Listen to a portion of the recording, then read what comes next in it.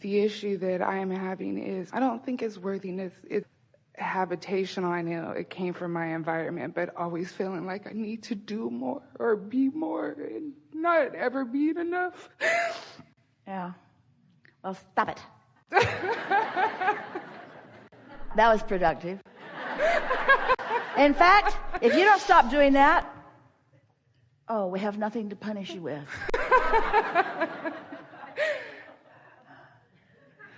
So your logic is kicking in here, though, isn't it? And so are you saying to us that somehow, some way, you've just practiced those thoughts for long enough that it's not an easy habit to kick? Not at all. But do you believe that it is something that can gradually improve? Yes. And what does your logic tell you the best way to find improvement on something is? To talk about the problems of it or to talk about the solutions of it? I don't know what the solution is. I can't picture that.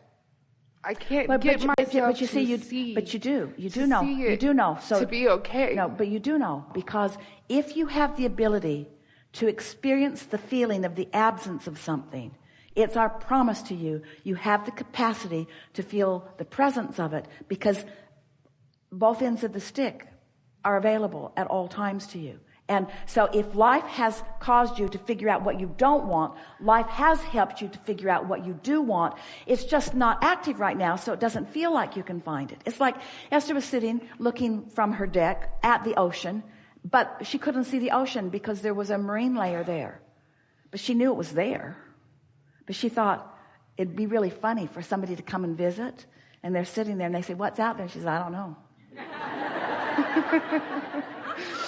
I don't know. Looks like that every day. I have no idea what's out there.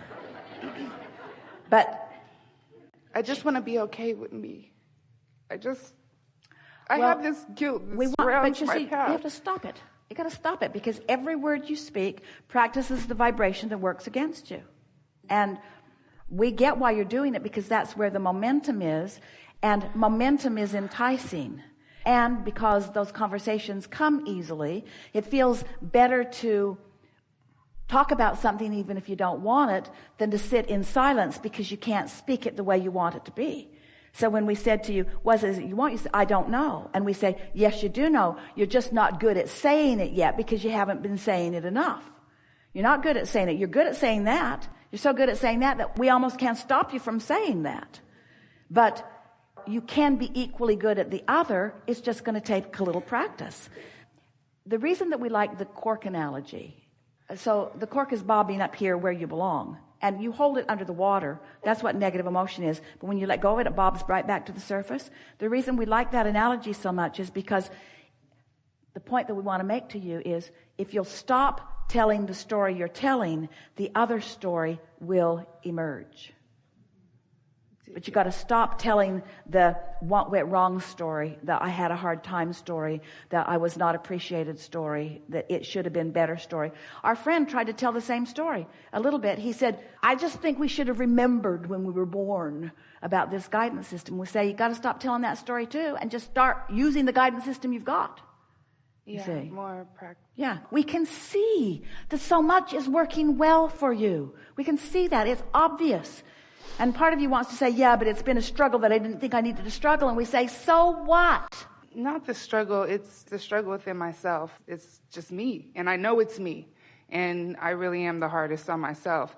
And it's like I'll get to the point where I'm high, I'm floating, I'm in alignment. And then I'll get to the point and then I freak out.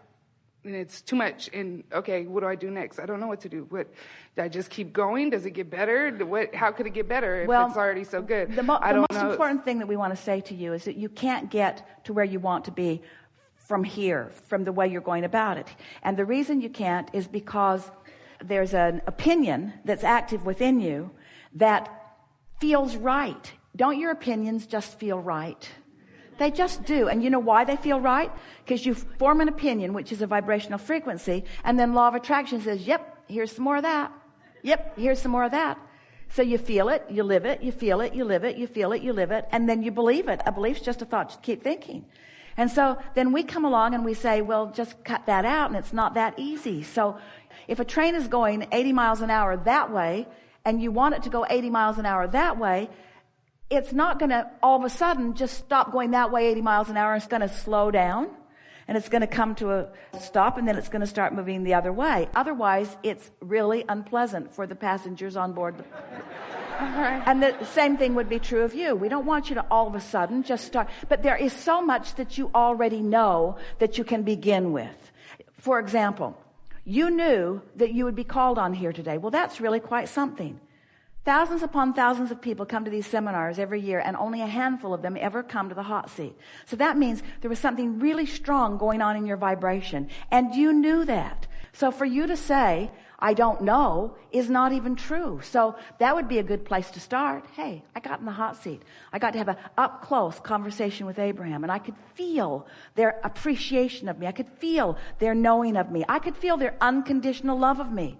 I could feel that they were not asking me to be different in any way, that it wasn't behavior change that they were asking for. They just want me to accept myself in the worthiness that I am.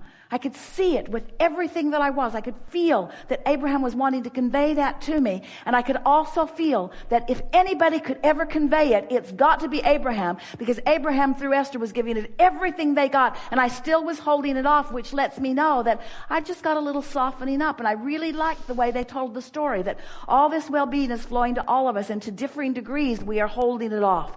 And I realize that I've got this sort of prickly thing going on around me where I'm just not letting it in, because I keep practicing the beating of the drum, and I'm just going to stop that pretty soon.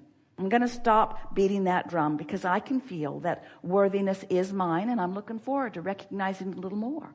And what could be better than for me to help me to understand this than to identify something that I want, like I'd like to be in the hot seat, I'd like to talk to Abraham, and then have the realization of it actually occur. What could be a better demonstration that I do have the ability to relax and allow something that I want?